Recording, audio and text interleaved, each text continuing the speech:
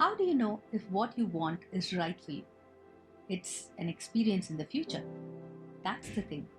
We will never know if we will want it the same way in the future. For this, you need to understand a concept, the concept of happiness. You are born in your natural state of happiness. See, a baby cries when he needs food or when he feels warm or too cold, and all he wants is his mother to be around to pick him up and pacify him, and then he returns to his natural state of happiness. He's born happy and he remains happy. Now, as years go by, we humans believe that we need an external factor to keep us happy. It begins with a toy, a book, a cartoon show, a car, a degree, a good partner, and probably a child. Now, somehow, these things play a catalyst and it beams us up a momentary high, and we feel better as we keep having more things to post on our Instagram. We feel like an achiever. Now, the problem is we start yearning for more even when things are good, even when we are in a natural state of happiness. So that's when we begin to believe that our happiness can be influenced by external factors, that we need someone or something to make us happy. And as we grow, our natural state of happiness is disturbed not by anyone or anything, but by ourselves. Why are we so restless all the time? Now that we are happy, we want to be more happy. Until that happens, we are restless. You want to meet your friends, you want to go out, you want to dance a bit, what not. We human beings are designed in such a way that we cannot experience anything but happiness. Sounds absurd, but that's the truth. See, God, after making all of us, the humans, animals, trees, and skies, He had some more of some magic mold to make a horse and a horn. So He decided to make a unicorn. Now, the unicorn was truly unlike any other animal in the jungle, and all the animals were in awe. All it takes is for him to touch a tree with his horn, and the flowers bloom, the fruits ripen, and the leaves turn to a fresh shade of green. So he became a symbol of purity. One day, the unicorn was grazing in the field, and he happened to see his reflection in the lake. And he noticed that he was quite different from all the animals that he shared his existence with. The elephant has 2 tusks. The reindeer has 2 antlers. But I have only 1 horn. I think I'm a defect. I think I'm half done. So he decided to somehow break his horn and become like a normal horse. So he decided to scrape his horn against a nearby hill for days, weeks, and months, and he noticed that his horn just became polished and sharper. So as he stood frustrated with himself, an elephant, noticing the moping unicorn, came up to him and said, "Hey, is something wrong, my friend?" And the unicorn replied, "You know what? I don't like the fact that I'm not like any of you. And this horn just makes me feel like an alien who fell into the earth by mistake." Now the elephant replied, "Now you have been purifying all the streams and rivers in the jungle. Now why don't you go and dip your horn in the ocean and turn the salty waters into clean drinking water instead of feeling sorry for yourself?" Now the unicorn asked, "Okay, but what has that got to do with my problem?" And the elephant replied, "I think I have given you a solution.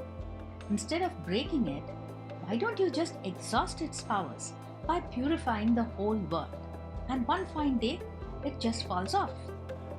Now the unicorn happily went on a mission to travel miles and overuse his powers. During the process, he ended up purifying the whole world and all the time his hand became polished and sharper.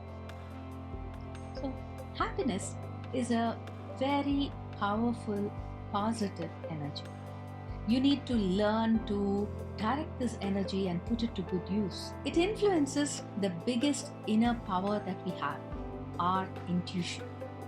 Now, either you can drain this energy doing something that is of no use to you or anyone, or you can choose to direct it. See, expressing happiness need not be a loud and intoxicated affair. Happiness is a very powerful, positive energy, and you need to learn to direct this energy and put it to good use. It influences the biggest inner power that we have, our intuition. Either you can drain this energy doing something that is of no use to you or anyone, or you can choose to direct this energy. Expressing happiness need not be a loud and intoxicated affair. Why do you think they ask us to learn more skills and have more hobbies? Because that is the best way to enhance your natural state of happiness. A gratification of your senses, such that you feel like a sunflower after drinking the day's first sun rays, and a soul enriching expression with no hangover the next day. So, why is all this important? The question was, how do you know if what you want is right for you? You must know if what you want will disturb your state of happiness. Is it meant to enhance your happiness? Does it really enhance your happiness? Do you really need to do it to enhance your happiness this way? Now, what about the time between now and when you actually get what you want? See, now close your eyes and take yourself through the whole journey. Now, you may not know exactly what will happen, but suppose you need to do something to get what you want. You will have an idea of the whole process, the path that you need to travel, and a rough route map. Do you see yourself happy through this whole journey? As you visualize yourself through this entire experience, do you feel comfortable? Do you feel nourished? See, sometimes when I ask someone this question, are you happy? 90% of the time, the answer is the same. I don't know. You must know. You must know if you are happy. You must know what things disturb your happiness. Have you noticed the very minute that we try to disturb someone else's happiness, the tremor is felt first in our lives. There is a kind of uneasiness and unexplained melancholy that we are just unable to shake off. Why is this so? Well, I didn't make the rules. That's how the universe works. So, it is not enough if you are happy when you get what you want. It should not shake your inner equilibrium. See, if you're drained of all your positive energy when you actually get what you want, then you feel like it's not worth it. And that's when we create our next problem, regrets.